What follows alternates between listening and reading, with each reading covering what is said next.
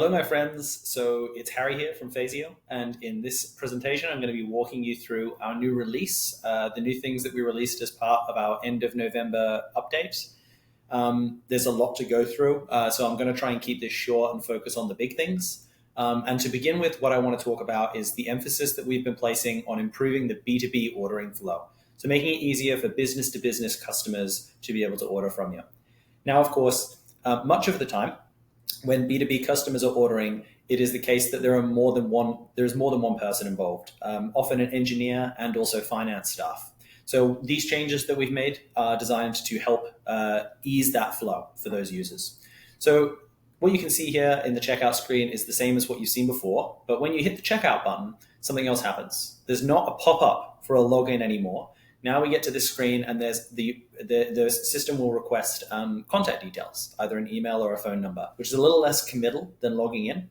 And you'll see that there's a download quote button here.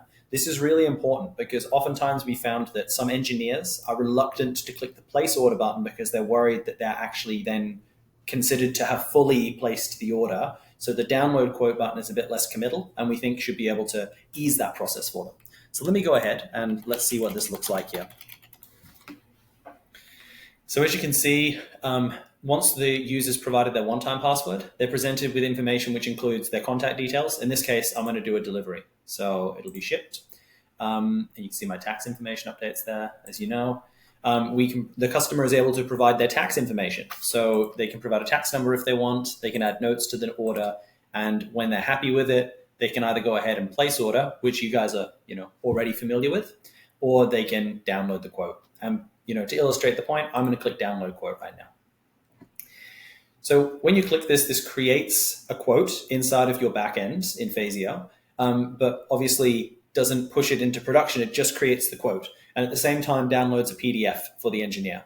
The point of this is that the engineer can then take that PDF, send it to their finance team, and the finance team should then follow up with you with a purchase order with the quote attached to it. So our goal in this is to streamline this process as much as possible for your end user so that you can get more orders from those people and have less headache around sort of paperwork and the B2B ordering flow. So that is the first big change. The second big change I wanted to share with you guys relates to stuff on the manufacturer's side. So let's go and check that out. So the first thing you're going to notice here is that the login screen has been upgraded. This is a sign of things to come, but first steps, baby steps. And when you log into the platform, you'll see your familiar home screen. And what I'm going to do for this to show you the new planning capabilities, I'm going to go to production and planning. So if you've got the planning module enabled on your account, this will be here. And as you can see, we have a heap of different workstations within this facility. I want to focus on MJF printing here, which we have 2 builds on right now. So let's go into the progress workstation button here. And you can see what we're doing is we're progressing parts from this workstation to the next workstation. So in this case, we're progressing parts from MJF printing into quality control, and these ones are going into black dyeing. So you can imagine I've got the parts on the table in front of me. First thing I'm going to do is I'm going to look at this part. This is no good. There's elephant skin on it. So I'm going to scrap this part. I'm going to provide the reason elephant skin. And I'm going to schedule a replacement of 2 of them because, I want to be really sure that at least one of them gets through quickly. And I'm going to mark that as scrapped. You can see that's going to create a progress group with elephant skin as the problem. And the rest of these parts, these can all go through. Okay, so we hit accept. And that is going to produce that's going to move those parts through to quality control. And if we go into QC, we'll see everything inside of quality control down here. And if you recall correctly, I also scheduled a couple of new parts to make up for those lost components. And you can see them inside of nesting right here. So let's go ahead and click on this part and see what's been happening with it. We click on the production trace here. And as you can see, we've got a bunch of different this part has moved through a lot of the production process. So in this case, the order came in, and then there were 3 separate work orders created for this. So the part was created, 12 times here, 2 times here, and 2 times here. Most of those parts are still sitting in nesting, but some of these parts have already progressed further. As you can see, 4 parts moved into MJF printing, and then 4 of them moved into quality control. They're still sitting there.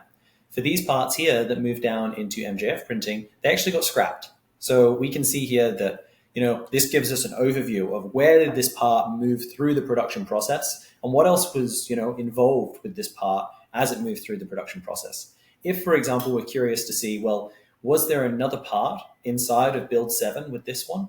Let's click it and find out. And you'll see that there indeed were different parts inside of this build that went along with this part.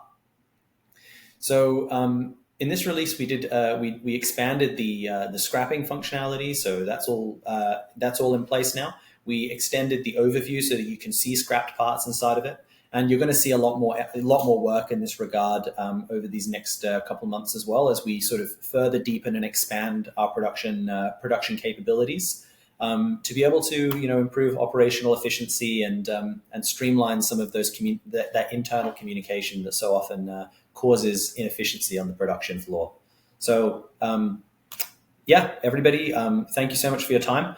There are some other things that I really want to go over in this, and I unfortunately don't have the time to, but I'm going to drop them into the notes of this video so you can go through and take a look in your own time. Thank you for working with us, and I'm looking forward to seeing how you guys make use of these capabilities. Thank you.